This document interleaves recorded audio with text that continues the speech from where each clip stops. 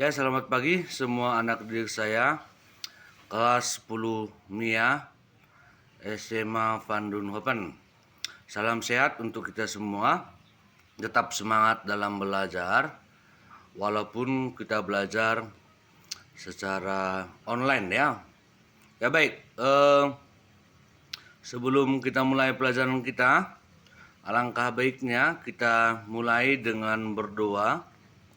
Berdoa kita mulai dalam nama Bapa dan Putra dan Roh Kudus. Amin. Ya Tuhan, berkatilah segala aktivitas pelajaran kami pada pagi hari ini. Kiranya Engkau selalu menerangi pikiran dan hati kami. Terima kasih Tuhan atas semua pemberkatan yang Kau berikan kepada kami. Demi Kristus Tuhan dan pengantara kami. Amin. Dalam nama Bapa dan Putra dan Roh Kudus. Amin. Ya baik, kita lanjutkan pelajaran kita mengenai virus ya. Minggu lalu juga sudah dibahas sebenarnya mengenai virus, bagaimana sejarah ditemukannya virus ya, dan ciri-ciri virus, bentuk virus udah kamu pelajari. Nah, untuk kali ini tujuan pembelajaran kita adalah setelah mempelajari bab ini, siswa diharapkan dapat pertama mendeskripsikan ciri-ciri dan cara replikasi virus. Kedua, menjelaskan peranan virus dalam kehidupan. Ya oke, baik. Saya ulang kembali bagaimana sebenarnya sejarah penemuan virus ya. Sejarah penemuan virus itu dilihat pada tanaman tembakau yang ya seperti kalau daerah kita mengatakan keriting gladia. Ternyata diteliti-teliti penyakit itu bukan bakteri dan bukan penyakit yang lain. Ternyata ada jenis penyakit baru, yaitu penyakit virus. Ya. Nah, itu dibuatlah percobaan oleh Ameir pada penelitian virus pada tanaman tembakau ya. Diambilnya lah tanaman tembakau yang kena virus, kemudian digiling, kemudian diambil ekstraknya, kemudian disemprotkan kepada tanaman tembakau yang sehat. Maka tanaman tembakau yang sehat akan mengalami penyakit juga, karena telah disemprotkan ekstrak tembakau yang berpenyakit. Kemudian yang kedua, percobaan Dimitri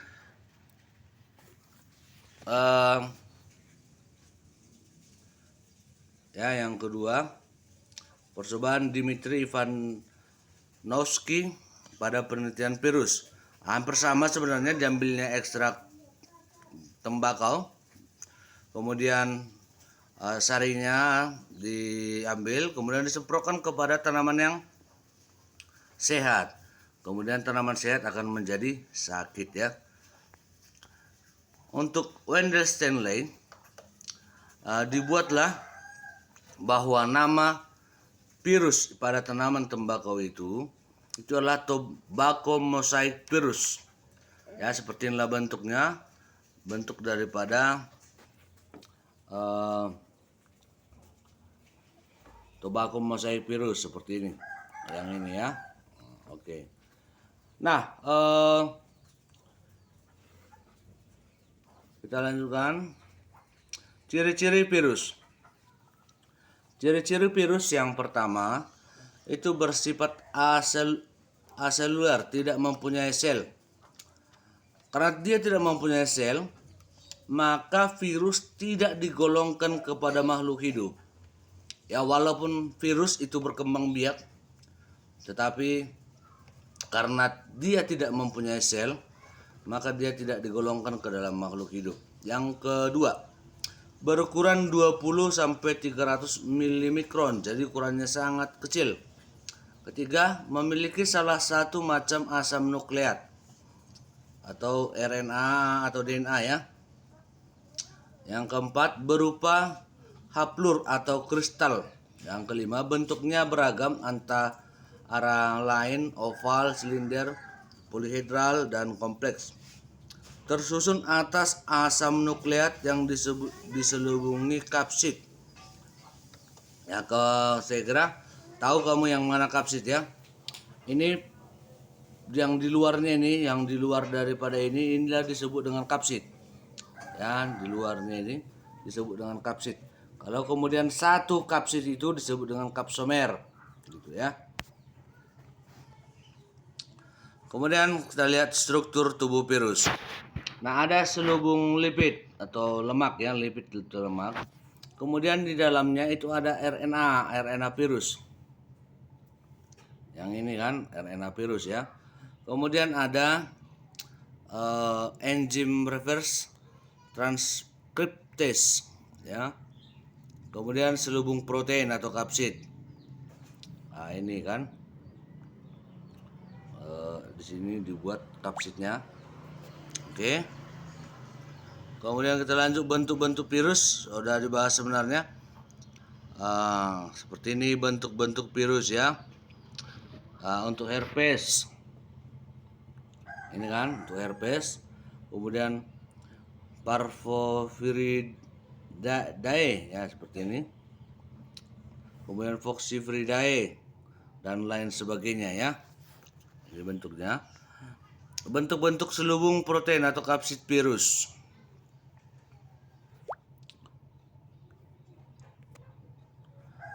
Oke ya, ini berbentuk helix. Seperti ini dia. Kemudian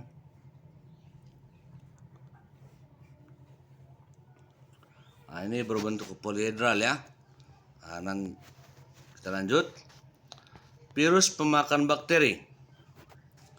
Nah, virus pemakan bakteri itu bakteriofag atau fag adalah virus pemakan bakteri yang ditemukan oleh Frederick Twort dan Felix Herelle ya. Bakteriofag menyebabkan sel bakteri itu pecah. Nah, seperti ini ya. Jadi sel bakteri itu apabila dimasuki oleh virus, maka bakteri itu akan pecah ya. Kemudian kita lihat perkembangbiakan virus. Untuk perkembangbiakan virus itu ada dua. Ya, itu ada dua. Yang pertama dengan siklus litik, kemudian siklus lisogenik. Coba saya besarkan. Nanti bisa kamu lihat di buku paketnya halaman 70 kalau tidak salah ya. Ini siklusnya karena mungkin agak kecil.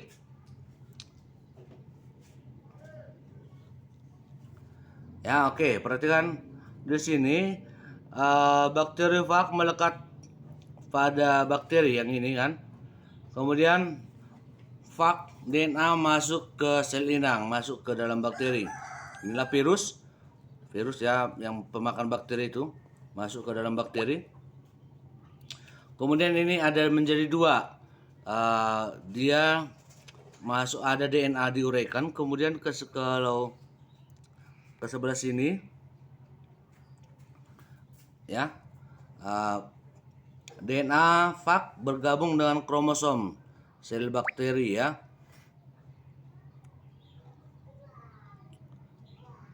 Oke. Masuk ke sini. Oke. Nanti lebih lengkapnya lihat di buku ya. Sini. Ini siklus yang pertama atau siklus litik. Kemudian di daerah sini siklus lisogenik. Saya lanjutkan. Penyakit pada tumbuhan yang disebabkan oleh virus. Nah, ini mungkin pada tanaman tomat atau pada tanaman cabai, penyakit jenis seperti ini sering kamu lihat ya.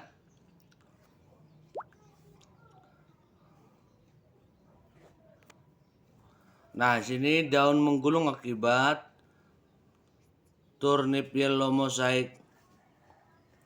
virus ya. Atau penyakit kuning pada daun tomat akibat Ben Golden virus ya. Ini pada tanaman tembakau yang ketiga kan. Nah, inilah penyakit pada manusia yang disebabkan oleh virus. Perhatikan. Yang pertama hepatitis. Wajah daripada wanita ini, ya wajahnya ini seperti kuning. Itu tampak jelas sebenarnya dari mata ya. Dari daerah matanya. Oke, kemudian ini herpes. Herpes pada mulut. Ya. Mungkin entah pernah kamu melihat orang seperti ini. Itulah penyakit herpes.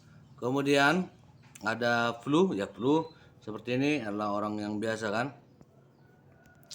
Kemudian kalau cacar, ini cacar atau campak ya.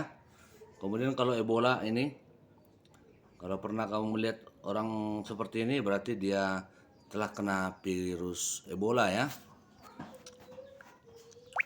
Kemudian penyakit pada hewan yang disebabkan oleh virus.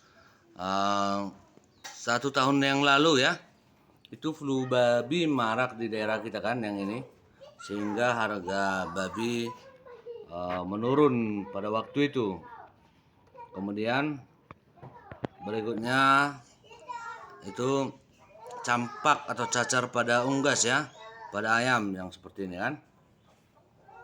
Kemudian ini polioma juga pada unggas ya. Oke.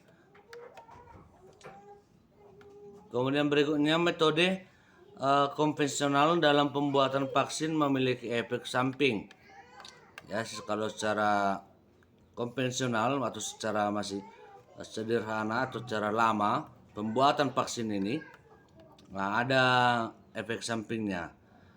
Yang pertama, metode pembuatan vaksinnya, vaksin dibuat dari patogen yang dimatikan oleh bahan kimia atau pemanasan. Vaksin berasal dari patogen yang dilemahkan.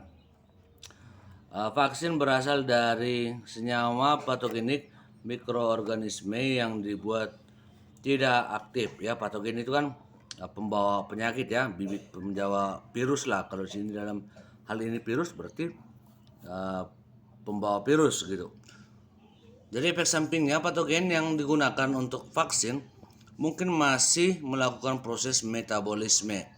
Yang kedua, patogen yang digunakan untuk vaksin mungkin masih dapat menyebabkan penyakit. Nah, jadi bisa timbul atau aktif kembali patogennya seperti itu ya. Kemudian yang ketiga, menimbulkan alergi.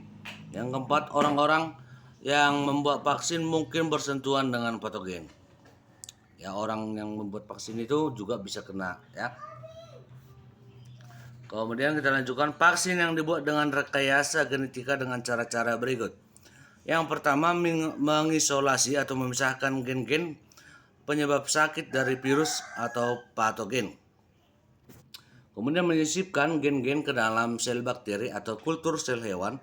Sel bakteri atau sel hewan yang telah disisipi gen itu disebut dengan rekombinan. Yang berikutnya, rekombinan akan menghasilkan antigen.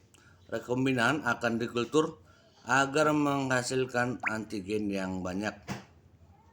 Kemudian antigen diekstraksi untuk digunakan sebagai vaksin ya. Jadi harus kamu paham bahwa vaksin itu ya sebenarnya ya virus yang dimasukkan ke dalam tubuh kita ya. Cuma tidak akan menimbulkan penyakit lagi virusnya gara-gara seperti itu. Artinya sudah dilemahkan ya. Di sini ada vaksin pembuatan cacar. Nah, di sini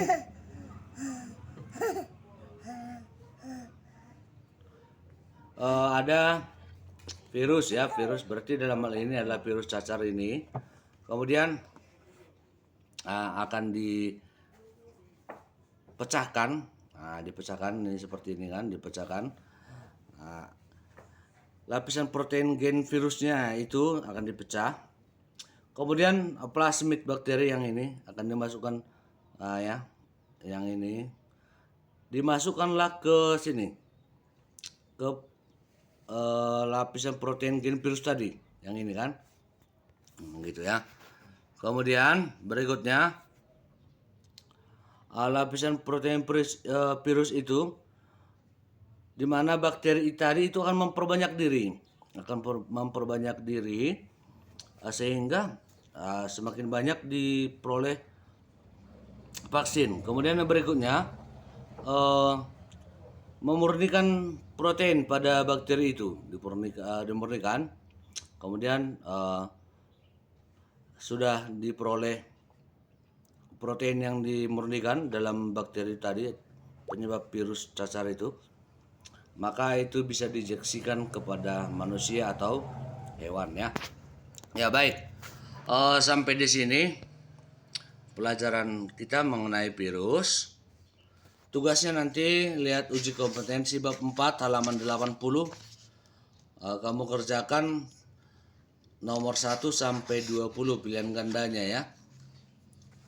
Oke. Terima kasih atas perhatiannya.